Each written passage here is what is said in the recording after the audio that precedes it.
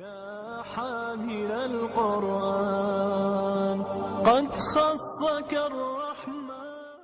پھر فرمایا افضل ترین عمل اللہ کی ذات کی خاطر تمہارا اپنے نفس اور خواہش سے جہاد کرنا. کیا ہے؟ اپنے نفس اور اپنی خواہش سے، کیونکہ سب سے مشکل کام اپنے آپ سے لڑنا ہے. پھر لوگوں میں افضل ترین کون ہے؟ دنوں میں تو افضل ہم نے دیکھ لیے، اعمال میں افضل دیکھ لیے، لوگ اچھے کون ہیں؟ فرمایا قیامت کے دن بہت زیادہ حمد کرنے والے، تعریف کرنے والے افضل لوگ ہوں گے، الحمدللہ کہنے والے، اللہ کی تعریف بیان کرنے والے. حمادون کا لفظ آتا ہے، اور حماد کہتے ہیں بہت زیادہ تعریف کرنے والے کو. اب ایک تعریف ہے اللہ کی اور ایک ہے بندوں کی اور اللہ کی تخلیق کی. یعنی وہ لوگ جن کا ایک رجحان ہوتا ہے اپریسیشن کا، کہ وہ اپریشیٹ کرتے ہیں اچھی چیز کو، اچھا کہتے ہیں. یہ بھی ایک بہت بڑی خوبی ہے، کیونکہ عام طور پر ہم صرف منفی باتیں کرتے ہیں. اس کا رنگ ٹھیک نہیں آیا، کاغذ تو کسی کام کا نہیں، اور ڈیزائن بھی صحیح نہیں، اور یہ تو ایسا ہے اور یہ ویسا ہے، اور یہ گلاس کا بھی سائز ٹھیک نہیں، اور یہ میز تو بہت ہی چھوٹا ہے، اور یہ فلاں چیز تو ایسی ہے اور فلاں ویسی ہے. کسی چیز کی ہم تعریف نہیں کرتے کہ اس میں کوئی بھلائی بھی ہے.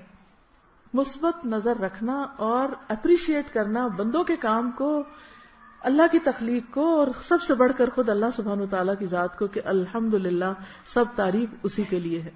پھر سب سے اچھے اخلاق والا ہونا، سب سے افضل انسان ہونا ہے. پھر فرمایا سب سے افضل انسان وہ ہے جس کی عمر لمبی ہو اور جس کے عمل اچھے ہوں. اور بدترین کون؟ جس کی عمر لمبی اور اس کے کام برے. رسول اللہ صلی اللہ علیہ وسلم نے فرمایا اللہ کے نزدیک اس مومن سے افضل کوئی نہیں جسے حالت اسلام میں لمبی عمر دی گئی اس کی تسبیح اور تکبیر اور تحلیل کی وجہ سے.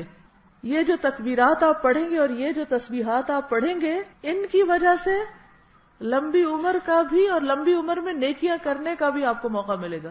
یعنی گویا یہ افضل دن افضل اعمال کے دروازے کھولتے ہیں. اور پھر آپ باقی دن بھی سال کے، کیونکہ اس کے فوراً بعد پھر اگلا مہینہ نیو ایئر ہے، اینڈ میں آپ ریزولوشن بناتے ہیں یہ کرنا ہے، تیاری کرتے ہیں، پریکٹیکل تیاری کرتے ہیں، کر کے دکھاتے ہیں. ذوالحج کا مہینہ اس میں گزرتا ہے اور نئے سال سے پھر آپ کے نئے کام شروع ہو جاتے ہیں، ایک نئی زندگی آپ کو ملتی ہے اور اچھے عمل شروع ہو جاتے ہیں. پھر اسی طرح افضل انسان وہ ہے جو مخموم القلب اور سچی زبان والا ہو. صحابہ نے کہا سچی زبان والے کو تو ہم پہچانتے ہیں، مخموم القلب کون ہے؟ فرمایا ایسا دل جو ڈرنے والا اور صاف ہے، اس میں گناہ، بغاوت، خیانت اور حسد نہ ہو، کسی کے لیے جیلسی نہ ہو. پھر لوگوں کو اپنی برائی سے محفوظ رکھنے والا انسان. کون سا مسلمان افضل ہے؟ فرمایا جس کی زبان اور ہاتھ سے دوسرے مسلمان محفوظ رہیں. ایک اور جگہ پر فرمایا وہ مومن جو اللہ کے راستے میں اپنی جان اور مال سے جہاد کرے. پھر ایک اور جگہ پر فرمایا لوگوں پر ایسا زمانہ ضرور آئے گا جس میں مقام اور مرتبے کے اعتبار سے سب سے زیادہ افضل آدمی وہ ہوگا جو اپنے گھوڑے کی لگام پکڑ کر اللہ کے راستے میں نکلے گا. جب کوئی پکار سنے گا اس کی پیٹھ پر سوار ہو کر موت کی تلاش میں نکل کھڑا ہوگا. یا وہ آدمی جو عوام میں رہتا ہو، نماز قائم کرتا ہو، زکوٰۃ ادا کرتا ہو اور خیر کے علاوہ لوگوں کو چھوڑے رکھے، یعنی معاملہ کرے تو خیر کا کرے اور اپنی نماز روزے پر قائم رہے.